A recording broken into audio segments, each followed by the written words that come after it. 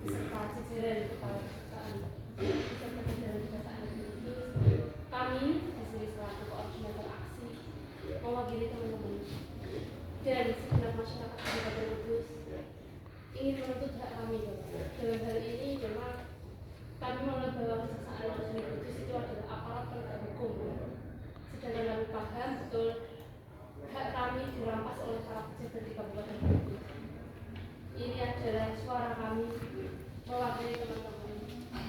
Bapak selaku kepala kejaksaan negeri Kudus, apa yang akan Bapak lakukan terhadap penganiayaan kedzaliman penguasa di Kabupaten Kudus? Ada banyak permasalahan hukum yang ada di Kabupaten Kudus dan tidak bisa terselesaikan. Salah satunya yaitu nasib kami yang memang di sini mengorbankan 137 keluarga, bukan orang, keluarga. Kenapa kami menganggap keluarga? Karena banyak dari tulang punggung dari teman-teman kami yang akhirnya terlantar anak istrinya karena sudah resign. Yang kedua, banyak teman kami yang kebetulan hamil pada saat proses menunggunya ini berbulan. Sampai pada hari ini ada yang konsultasi dengan psikolog, psikiater di Kudus, boleh dicek ada surat kejiwaannya. Karena apa? Karena adanya ulah penguasa dolim yang sampai saat ini tidak ada kepastian. Ujian sudah dilaksanakan, Pak. Kami menuntut hak atas kewajiban yang sudah kita laksanakan. Dari pemerintah Kabupaten Kudus sudah membuat SK pengisian perangkat desa se-Kabupaten Kudus dan pada saat itu dilaksanakan tanggal 14 Februari. Sesuai dengan SK pula pada saat hari itu juga diumumkan termasuk dari teman-teman kami sudah dilakukan pengukuhan di desa masing-masing. Tetapi pada kenyataannya Bapak yang terhormat, kami yakin Pak Henry adalah kepala kejaksaan negeri yang objektif di Kabupaten Kudus dan kami sangat mengharap Bapak selaku aparat penegak hukum bisa memberikan push atau di sini penekanan bagaimana hukum semestinya yang ada di Kabupaten Kudus. Karena sesuai dengan undang-undang desa bahwa kewenangan untuk melantik adalah kepala desa. Tetapi kenapa kepala desa ketika kami temui menyatakan bahwa menunggu instruksi dari atasan? Tidak ada alasan satupun yang membuat kepala desa itu tidak melantik. Jadi di sini Bapak, selain kami menuntut hak untuk pelantikan, kalau sampai dengan akhir Desember ini tidak ada pelantikan, kami pastikan bahwa para kepala desa akan kami gugat secara pidana karena jelas di sini ada indikasi untuk tidak pidana karena adanya perampasan hak, adanya kerugian keuangan negara di mana pada saat tanggal 14 Februari para pemerintah, para pejabat di sini, kepala desa dan pansel sudah mengeluarkan uang negara, Pak, bukan uang pribadi, perlu diingat. Itu uang negara yang sudah disetorkan kepada pihak ketiga dan sudah disetorkan kepada di sini adalah panitia seleksi honorarium, tetapi hasilnya belum ada. Yang seharusnya pemerintah sudah mendapatkan outputnya untuk bisa bekerja, yaitu SDM kami semua yang terpilih. Tapi pada sampai hari ini pemerintah tidak bisa menggunakan outcome dari uang yang sudah dikeluarkan. Jelas di sini ada kerugian keuangan negara dan jelas di sini ada kerugian secara material dan imaterial terhadap kita semua selaku rakyat. Sehingga kami mewakili teman-teman menuntut hak kami untuk dilakukan pelantikan dan kami mohon kepada Bapak Kejaksaan Negeri untuk bersikap bijak. Kami yakin aparat penegak hukum di sini bijak dan kami sepakat dengan teman-teman. Kami berharap Kepala Kejaksaan Negeri di Kabupaten Kudus adalah beliau yang terhormat Bapak Henry adalah orang yang objektif dan profesional dan kami sungguh kecewa kepada Bapak PJ Bupati. Kenapa pada saat itu bulan pertama beliau menjabat di Kabupaten Kudus sudah menyampaikan bahwa kekosongan perangkat desa tidak masalah. Itu yang membuat kami sangat kecewa. Dan aparat penegak hukum di Kudus hari ini juga akan kami sampaikan kepada pusat dan insya Allah Bapak Jokowi akan tahu apa yang terjadi di pemerintah Kabupaten Kudus. Itu Bapak, itu yang dapat kami sampaikan. Terima kasih yang sebesar-besarnya dan kami sampaikan apresiasi setinggi-tingginya kepada Bapak untuk bisa memfasilitasi audiensi kami. Dan semoga hari ini ada titik temu dari Bapak selaku Kepala Kejaksaan yang kami hormati. Untuk teman-teman monggo kalau ada yang mau menambahkan. Terima kasih Bapak. salam hormat dari kami semua.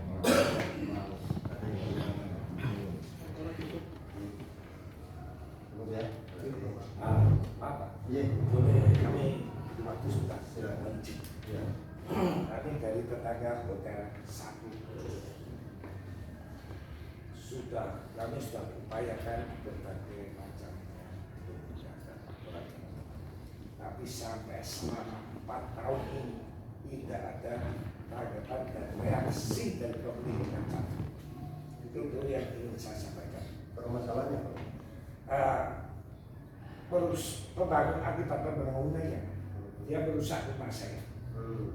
Di tembok saya, ya toh, di tembok itu tinggi setengah bata sampai bangunan full 7 lantai. Berarti rumah saya ditekan. Balkon nol, apa ada aturannya di IMB? Padahal IMB yang diizinkan itu luas tanah 390 meter persegi.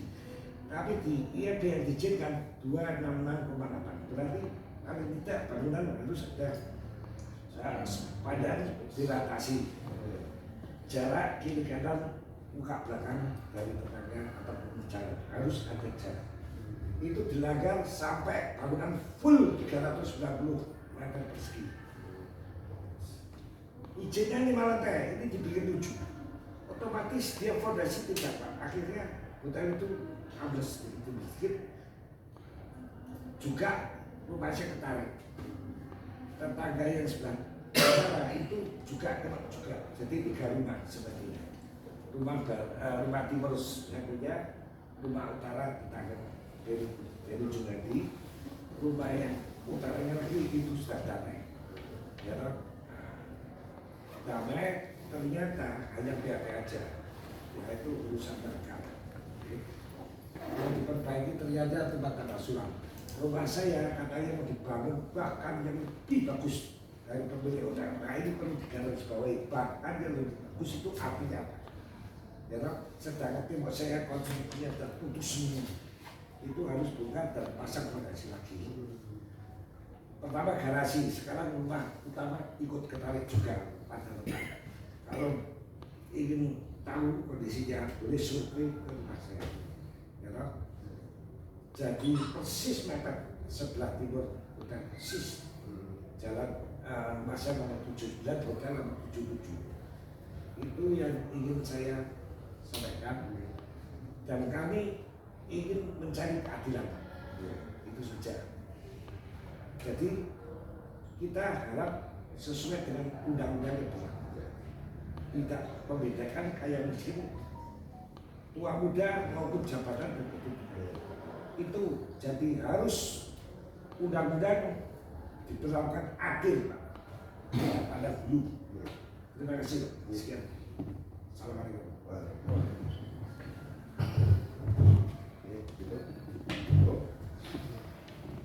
Amati dari Intan dan kedua sama teman-temannya yang mewakili berarti kan yang disampaikan pasti sama. Terkait dengan Bulates itu sebenarnya kalau kita bicara masalah kewenangan, karena di dalam tata aturan perundang-undangan kan sebenarnya sudah jelas terkait dengan pengangkatan Bulates itu sudah ada limitasinya terkait dengan adanya Perda dan Perpu. Perda yang ada di dalamnya juga sudah jelas menerangkan bahwa perda yang ada itu kan karena perda dari tahun 14 2015 kemudian ada perubahan di 2020. Di situ hanya menambahkan terkait dengan data-data seleksi Bulates. Dan kalau saya melihat dari proses yang sudah ada, ternyata semua sudah dilewati prosedur yang ada. SOP sudah dijalankan oleh Kepala Desa dengan rujukan adanya Perda dan Perpu. Nah, ini memang wilayahnya pemerintah daerah, tentu saja untuk bisa segera memberikan kepastian hukum terkait dengan pengangkatan kepala desa yang kewenangannya itu sudah diberikan secara distributif kepada kepala desa. Nah, di sini kewenangan mutlak ada di kepala desa. Seharusnya kalau memang semua langkah-langkahnya sudah dijalankan, terus kemudian sudah ada keputusan tentang hasil dari seleksi prades, mestinya itu juga dalam waktu berturut-turut secara 7 hari itu ya, harus segera melakukan langkah-langkah terkait dengan pelantikan.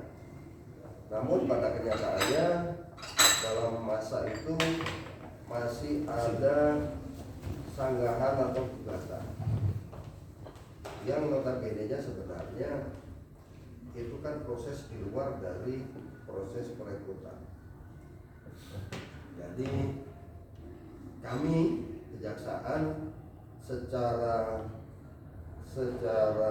kewenangan sangat dibatasi untuk bisa melakukan untuk memutuskan atau untuk memberikan kepastian tentang dapat dilantik atau tidak. Tapi menurut hemat kami kejaksaan kemarin juga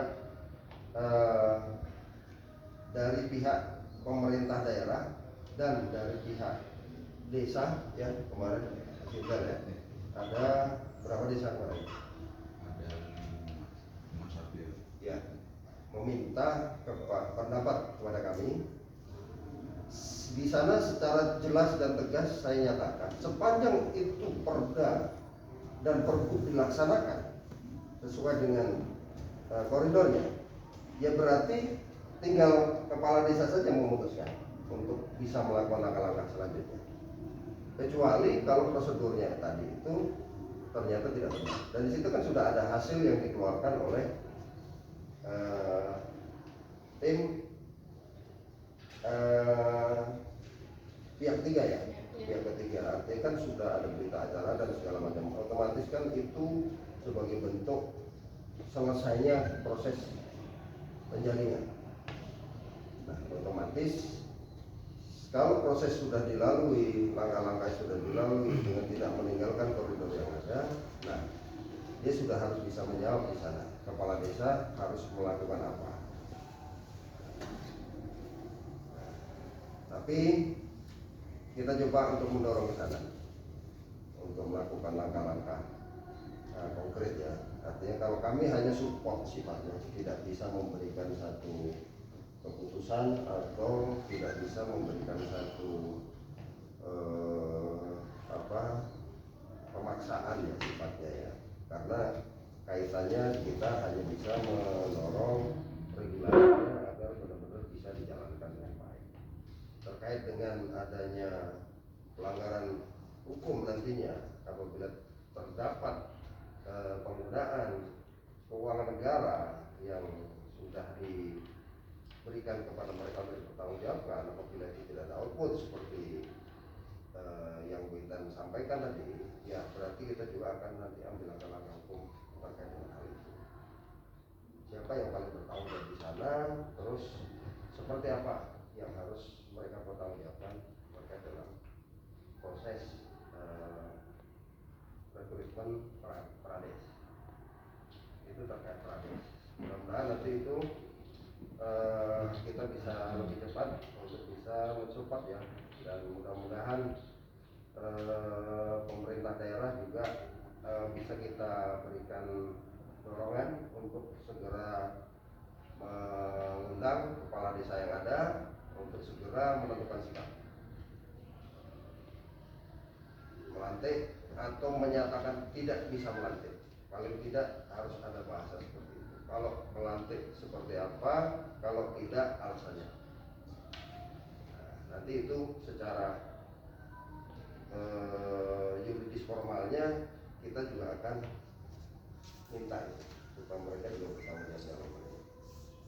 Itu terkait dengan proses prades ya. Izin boleh menjawab? Ya. Aku dulu terima kasih atas waktu. Masalah itu Pak. Oke. Tadi jenengan bilang bahwa yang masalah seleksi batas ini tertunda adanya karena gugatan dan sanggahan seperti itu.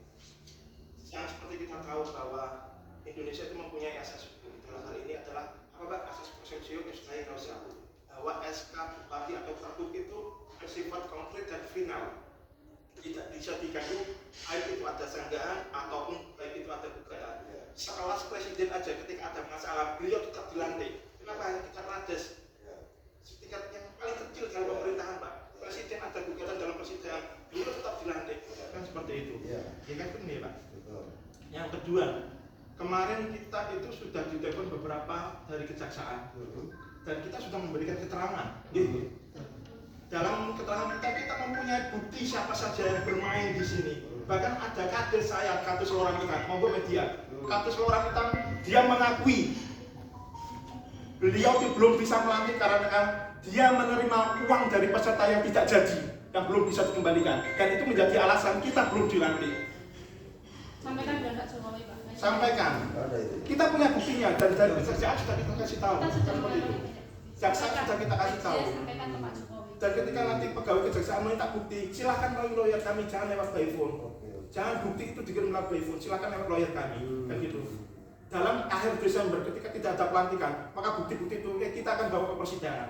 Dan kepala desa saya ketika saya bilang, Pak, jenengan merasa kambing hitam, jenengan merasa jenengan itu dimanfaatkan oleh atasan. Kenapa jenengan nggak berani melantik? Kan seperti itu. Birokrasi, Mas, saya nggak bisa berbuat apa-apa. Ketika jenengan mau berbuat di pengadilan, di persidangan, silakan gugat saya. Ketika nanti diperlukan, saya akan membongkar siapa saja di atasan saya. Seperti itu. Jadi kepala desa saya sudah siap akan membongkar siapa saja yang di atasan mereka. Beliau mengakui dan ada rekamannya, ada buktinya, seperti itu. Jadi di sini kejaksaan juga sudah kita kasih tahu. Sudah paham. Gitu loh, kejaksaan sudah kita kasih tahu, buktinya sudah di telepon, kita sudah kasih tahu. Kenapa tidak ada tindak lanjut? Silakan hubungi kami secara resmi. Silakan hubungi lawyer kami. Pak Lasito. Pasti kok nggih, Mas. Lasito. Nggih, leres. Saya nelfon. Nggih, leres. Saya nelfon sampai menyampaikan apa? Harus menghubungi Pak Tora. Ya harus menghubungi Pak Tora. Nggih, leres. Pak Tora itu kemarin saya coba kan karena ada yang adiknya di Kejaksaan.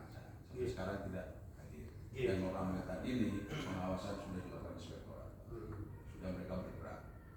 Inspektorat bergerak. Kalau kami inspektorat bergerak dan kami bergerak nanti jadinya dua. Iya. Jadi kami menunggu LHP dari inspektorat. Siap. Ya, kemarin kan sudah saya sampaikan juga kembali. Juga menunggu inspektorat sudah melakukan pengawasan. Jadi kami menunggu LHP dari inspektorat. Baik. Oke, siap. Mohon waktunya sebentar menyampaikan, Pak. Jadi apa yang disampaikan Pak Arga betul bahwa kami sudah dari beliau sudah mengklarifikasi Rametan. Terus ada 2 desa yang saat ini ditangani inspektorat, yaitu Rametan dan Kedung.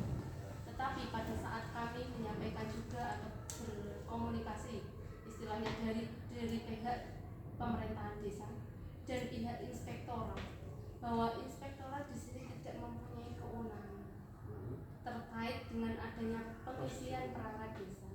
Dalam hal ini, Bapak, mohon maaf izin kami menyampaikan, sepertinya kita dilempar pemerintah Kabupaten Kudus dalam hal ini yang tertinggi yang sangat kami hormati, Bapak PJ Bupati, Bapak Camat, Bapak Ketua Kepala PMD menyampaikan itu kewenangan Kadis, termasuk Bapak Henry Kepala Kejaksaan Negeri Kudus. Tetapi di sisi lain Kepala Desa menyatakan bahwa saya menunggu instruksi atas kami. Tolong lihat, kami adalah orang rakyat jelata. Kami ini adalah posisi orang lemah. Beda kalau saya anaknya Pak Jokowi, beda kalau saya anaknya Pak Kepala Kejaksaan, itu berbeda. Dan kami pastikan hari ini kami juga sudah ada live nanti. Saya memastikan bahwa Pak Jokowi akan melihat bagaimana pemerintahan Kabupaten Kudus, baik dari mulai kami berjalan Kepala Kejaksaan Negeri sampai dengan PJ Bupati, Kepala Kejaksaan Tinggi yang saat ini ada, Kepala Kejaksaan Agung dan yang mewakili di sana. Nanti akan tahu apa dan apa yang terjadi di Kabupaten Kudus. Dan kami berharap Pak Presiden akan bijak menangani Kabupaten Kudus. Kalau Pak, nyuwun saya mungkin 1 korban, 2 korban, mungkin akan ini ratusan keluarga, bukan ratusan orang gitu. Ratusan keluarga. Dan kami yakin setutup matanya kami, setuli telinga kami, pasti panjenengan yang terhormat dan tim di sini sudah tahu akar permasalahan dari perangkat desa. Kami paham dan kami meyakini minimal Tuhan hadir di sini, kami meyakini bahwa siapa nanti yang zalim akan dipindahkan dari kabupaten Kudus. Pasti Kudus akan menjadi bersih dan suci. Seperti itu. Jadi kalau Bapak tadi menyampaikan bahwa ini bukan kewenangan atau kami tidak bisa memberikan punishment atau di sini hanya memotivasi atau mendorong, mohon taring Bapak keluarkan. Bapak ini adalah dalam ciptaan negeri. Taring Bapak keluarkan untuk rakyat demi keadilan. Bapak punya taring. Di sini terlepas dari PJ Bupati, terlepas dari Ketua DPR, terlepas dari Forkompinda apapun, Bapak mempunyai taring sendiri di hadapan Kejaksaan Agung dan Presiden Jokowi. Begitu aja Bapak, mohon dengan hormat bela kami, tegakkan keadilan di Kudus. Saya tanggapi ya terkait dengan kewenangan tadi. Memang secara limitatif kewenangan terkait dengan pengelolaan data pemerintahan itu kan ada di daerah. Jadi di situ bukan kami tidak punya kewenangan lebih dari itu, tapi kita mendudukkan regulasi yang ada terkait dengan pengangkatan sepenuhnya ini menjadi tanggung jawab kepala desa. Nah, ketika kita masuk ke dalam ranah itu otomatis kita akan menjadi satu orang. Tetapi manakala itu terjadi ada fakta perbuatan dan memang itu merupakan perbuatan pidana sesuai dengan kewenangan kami akan masuk. Makanya kalau memang ada nilai kerugian negara nantinya yang ditimbulkan dari proses ini yang dilakukan oleh desa, kita masuk ke sana. Tetapi kalau untuk masalah proses pelantikan, artinya saya tidak mau ini menjadi ambigu antara pemerintah pusat dengan pemerintah daerah, karena kita ditempatkan oleh pusat di daerah untuk bisa memberikan kontribusi di daerah, dan bentuknya adalah tadi itu untuk mensupport, untuk memberikan himbauan untuk bisa benar-benar di daerah itu melaksanakan regulasi yang sudah dibuat oleh pemerintah, baik pemerintah pusat maupun pemerintah daerah melalui Polda dan SKPD. Dan itu sudah menjadi komitmen saya pribadi ketika diberikan amanah sebagai kepala kejaksaan negeri ini, saya akan jalankan. Siap. Jempol 4 Bapak. Saya ajukan Insya Allah saya bersama dengan teman-teman yang ada di sini itu sudah berkomitmen. Apapun yang diperintahkan oleh pimpinan yang sudah itu menjadi kewenangan kami, kita akan jalankan. Dan kita butuh sekali support dari masyarakat, teman-teman tokoh yang ada di sini, tokoh agama, tokoh masyarakat, dan semua elemen yang ada.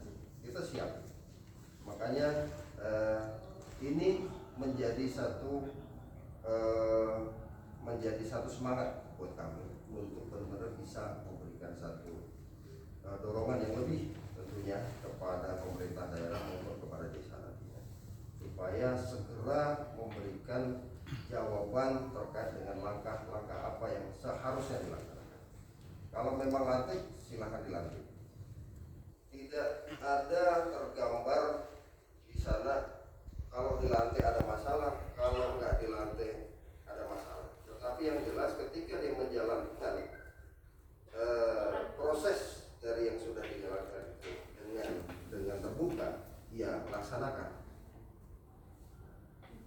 Itu mudah-mudahan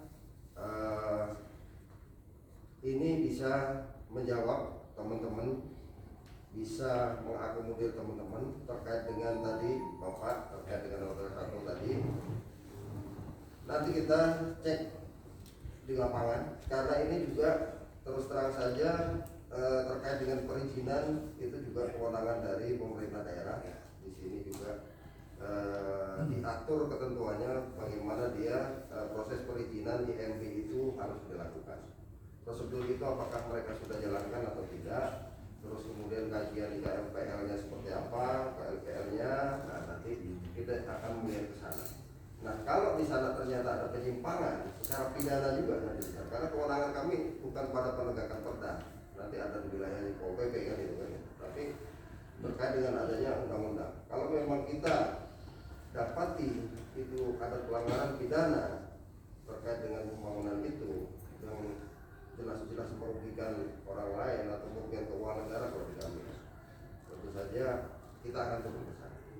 Terkait dengan kebijakan atau keputusan yang dibuat oleh daerah, kita akan mensupport daerah agar mengevaluasi. Jadi nanti mudah-mudahan kita juga segera bisa selesai itu, Intan dan teman-teman, mudah-mudahan